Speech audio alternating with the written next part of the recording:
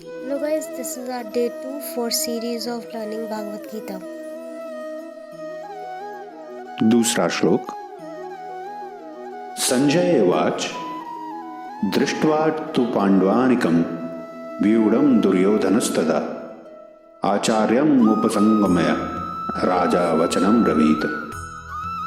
संजय धृतराष्ट्र से कहते हैं कि पांडवों की वेल ऑर्गेनाइज्ड सेना को देखकर दुर्योधन अपने गुरु के पास जाकर कुछ इस प्रकार के शब्द कहते हैं। इस श्लोक के अंदर ये साफ पता चलता है कि दुर्योधन राजा होकर भी इनसिक्योर और डरा हुआ था।